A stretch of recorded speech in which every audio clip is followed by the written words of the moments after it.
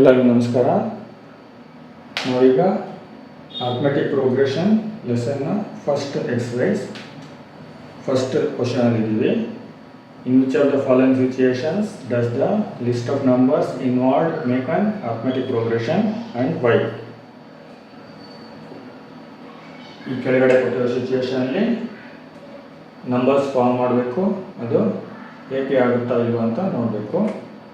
ಅದರಲ್ಲಿ ನಾವೀಗ ಥರ್ಡಲ್ಲಿದ್ದೀವಿ.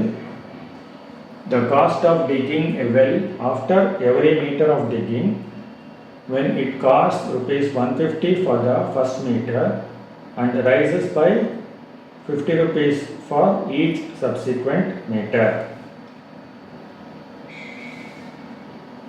ಒಂದು ಬಾವಿ ಅಗೀತಾ ಇದ್ದಾರೆ, ಅದಕ್ಕೆ ಮೊದಲನೇ ಮೀಟರ್ ಅಗಿಯೋಕ್ಕೆ 150 ರೂಪಾಯಿ, ಆಮೇಲೆ ಒಂದೊಂದು ಮೀಟರ್ಗೆ 50 ರೂಪಾಯಿ. ಈ ಥರ ಬರೆದ್ರೆ ಲಿಸ್ಟ್ ಆಫ್ ನಂಬರ್ಸ್ ಏನು ಬರುತ್ತೆ?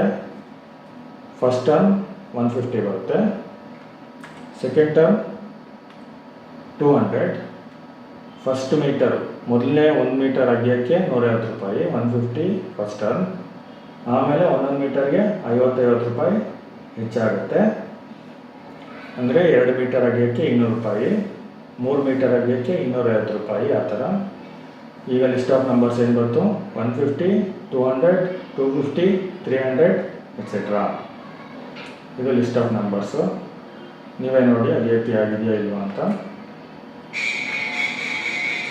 A2 - A1 is equal to A3 - A2 is equal to A4 - A3.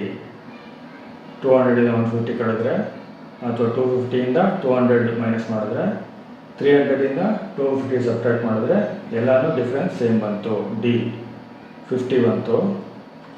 So this list of numbers forms an A P with B is equal to 50. ಈ list of numbers A P ಆಗುತ್ತೆ, ಯಾಕಂದರೆ the common difference 50 ಇದೆ. Thank you.